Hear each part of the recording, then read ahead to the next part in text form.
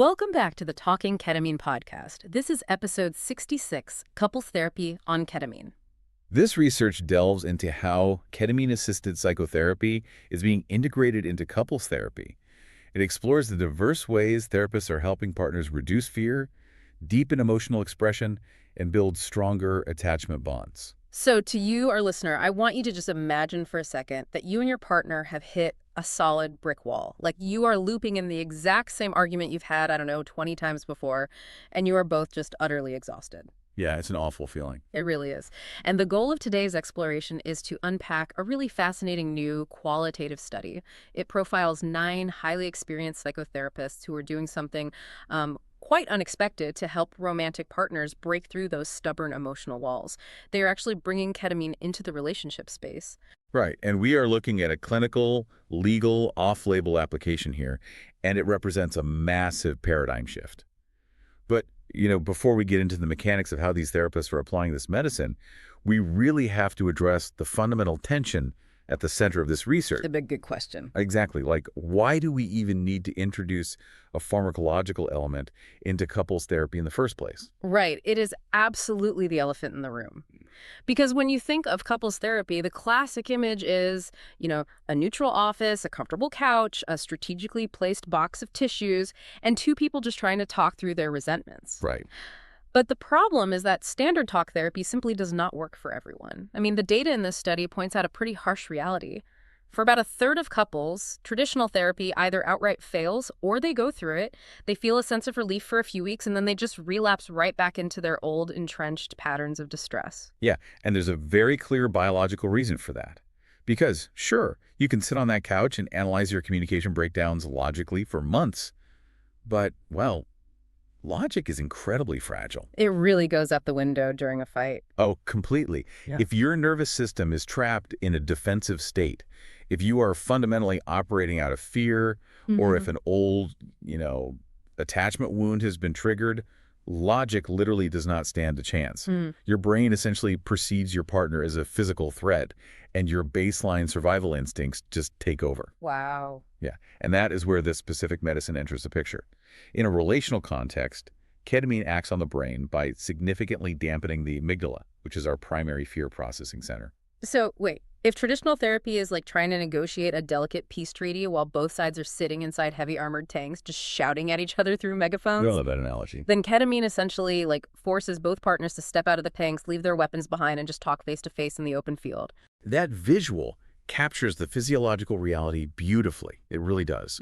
What stands out in the clinical interviews with these 9 therapists is their heavy emphasis on that exact loosening effect. Right. They repeatedly describe how the medicine biochemically reduces the threat response. It softens the sharp edges of human interaction because we all wear defensive masks, especially when we feel misunderstood by the person we love the most. And ketamine temporarily suspends the need to wear that mask. Yeah, and one of the clinicians in the study used a phrase I just can't stop thinking about. They call the medicine a benevolent disruptor. It is such a brilliant way to frame it. A benevolent disruptor of toxic interactive habits. When you quiet that instinct to constantly defend yourself, you allow the couple to find a really rapid shortcut to deeper understanding.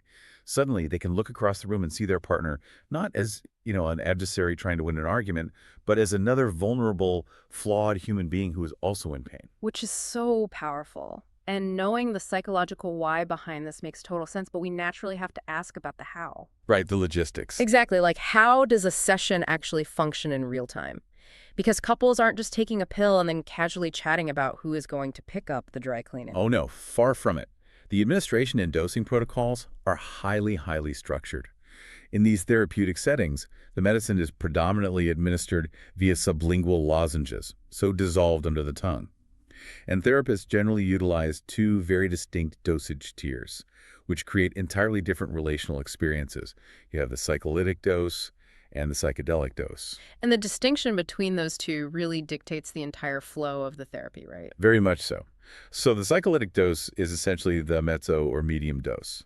We're usually talking about 50 to 150 milligrams. At this specific concentration, the dose is low enough that both partners remain firmly anchored in the room. Okay. They maintain their normal waking consciousness, they can keep their eyes open, they can physically interact, And most importantly, they can hold a totally coherent conversation with each other and the therapist. So their nervous systems are regulated, their fear responses dialed down, but they are still actively and consciously communicating. Precisely. It's very conversational. Then you have the psychedelic dose, often referred to as the macro dose. This is a much heavier administration, typically sitting between, say, 200 to 400 milligrams. That's a big jump. It is. And at this tier, the medicine induces a profound dissociative state. It becomes a deeply inward-focused journey. The patients are lying down, they're usually wearing light-blocking eye shades, and they are listening to a very carefully curated music playlist. They are not talking to each other. They are journeying inward.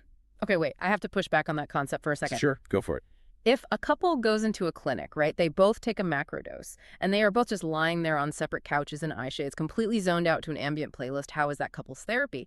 On the surface, that just sounds like two individuals having isolated, private experiences while just happening to share the same air conditioning. Yeah, that is the exact skepticism many traditional clinicians have when they first hear about this. It sounds completely counterintuitive. Right. But the answer lies entirely in how these different therapists customize the relational framework around that inner journey.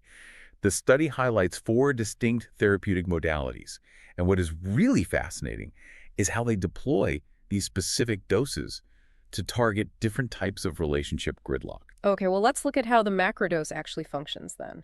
If a couple's main issue is that they are entirely trapped in a rigid, toxic narrative about their relationship, how does lying in eye shades fix that?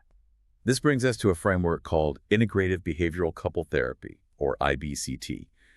The therapists in the study who lean into this model, clinicians like Chandra and Kayla, are the ones who frequently utilize those simultaneous macrodoses. Okay. Because in IBCT, the primary goal isn't necessarily to fix a specific communication quirk. It's to generate massive emotional acceptance and break the couple out of a polarized struggle. So they need a radical shift in perspective. And that is exactly what the dissociative property of the heavy dose provides. It gives the couple incredible cognitive flexibility. When you go into that inward journey, the medicine temporarily suspends your default mode network.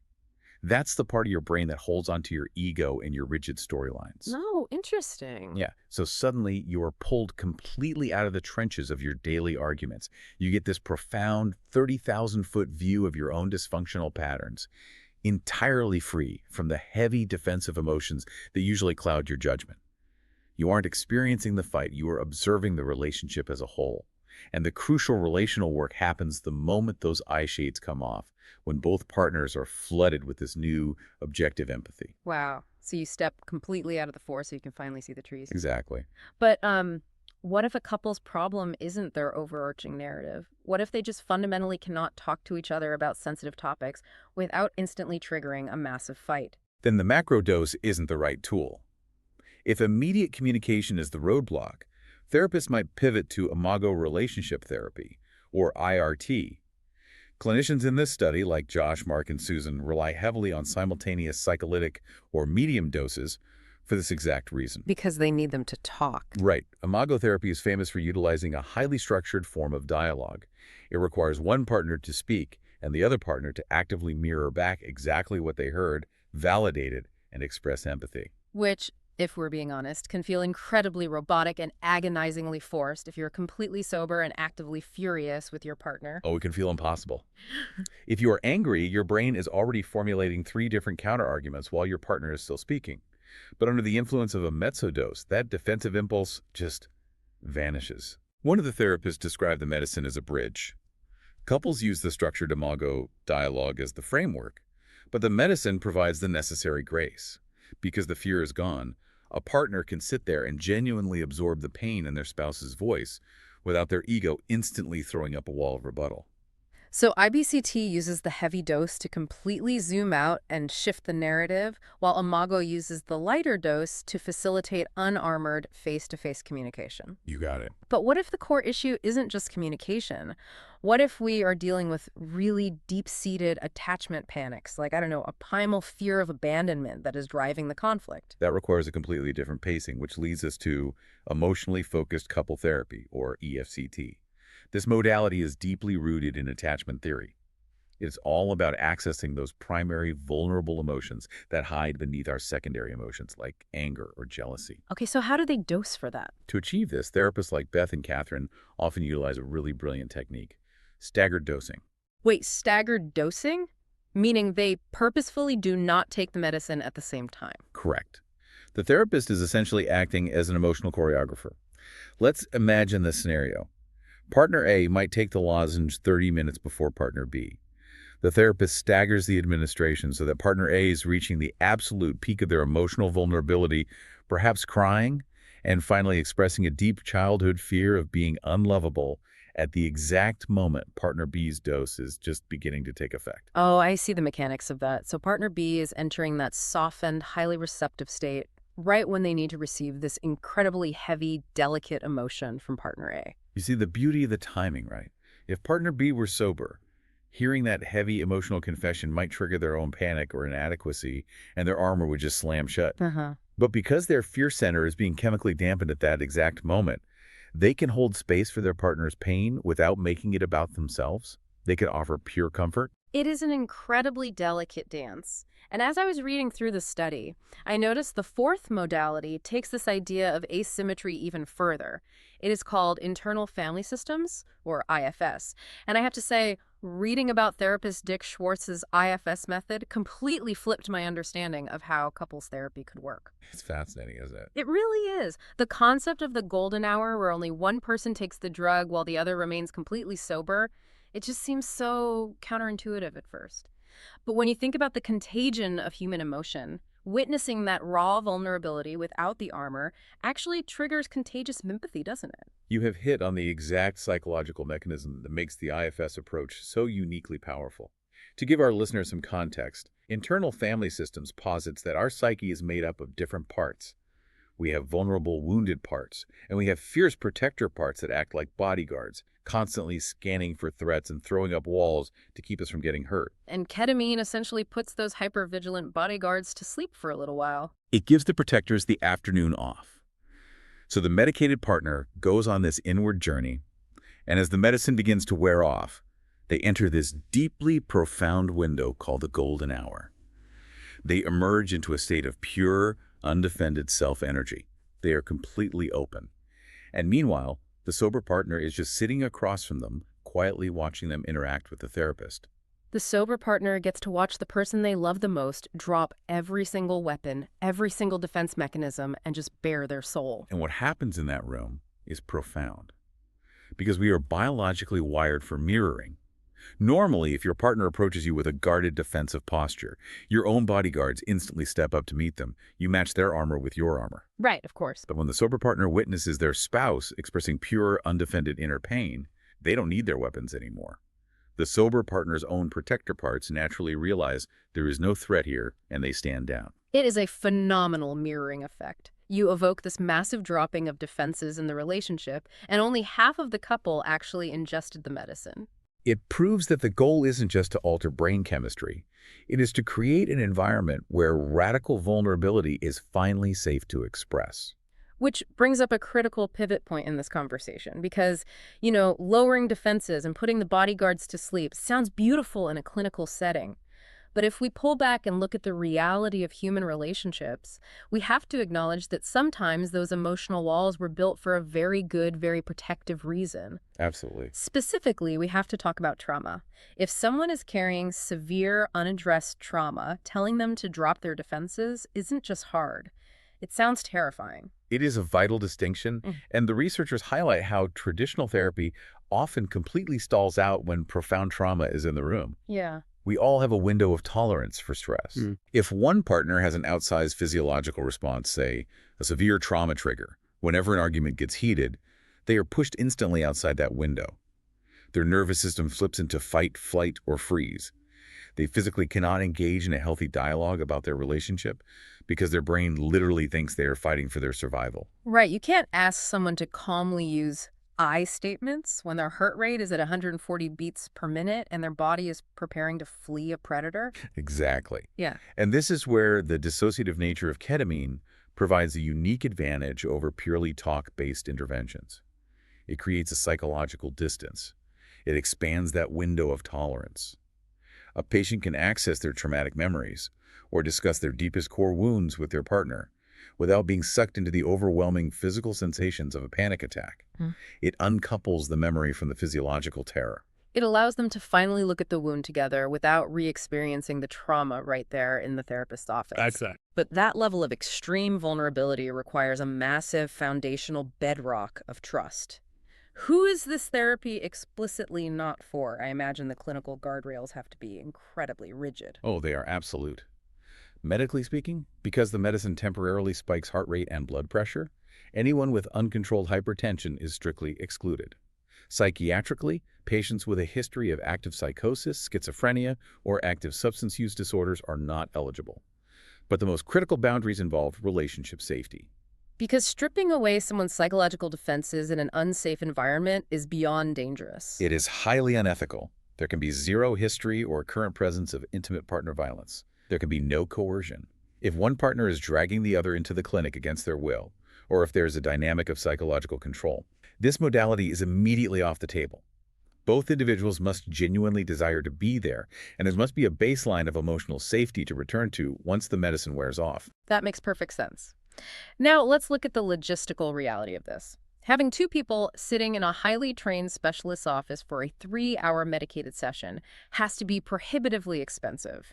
Standard talk therapy is already a financial luxury for many couples. But the study detailed a really clever, almost amusing innovation regarding how some therapists are making this more accessible.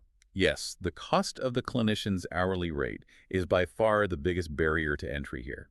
So to combat this, several therapists in the study have developed a hybrid at-home model. They will almost always supervise the initial dosing session in person to ensure both partners react well to the medicine. But for subsequent sessions, they allow the couple to administer the lozenges in the comfort of their own home while connected to the therapist via a secure video call. But this requires a very specific setup, right? Because realistically, having two people under the influence of a powerful dissociative, lying in their bedroom, wearing eye shades, journeying through the cosmos, someone still has to make sure the house doesn't catch on fire. Right, yes. The study mentioned the requirement of a sober chaperone, and I just kept picturing how objectively absurd that dynamic could be. Like, imagine having your brother-in-law sitting on your living room couch, eating your snacks, and periodically texting your therapist. Yeah, they're still just lying there. It is incredibly practical for cost saving, but it paints a hilarious, modern therapeutic picture. It is quite the scene to imagine, but it is a highly effective protocol. The chaperone, usually a trusted friend or family member, isn't in the room analyzing their trauma. They're just in the house to ensure basic physical safety. And the brilliant part is the communication loop. How does that work? The therapist sets up a direct text thread with the chaperone. The chaperone alerts the clinician when the medicine is taken and texts them again when the couple begins to stir and emerge from the journey. Which means the therapist doesn't have to sit on Zoom watching two people sleep for 2 hours. They can step into the digital room at the exact moment the crucial therapeutic window opens, significantly reducing the billable hours. Exactly. It maximizes the clinical impact while minimizing the financial strain. Which brings up perhaps the biggest question of all. A 60-minute chemical experience, no matter how profound or deeply empathetic, is fleeting. The medicine leaves the system. It does. How do these clinicians ensure that this massive cosmic wave of love and understanding actually translates to who unloads the dishwasher on a stressful Wednesday night without starting World War III?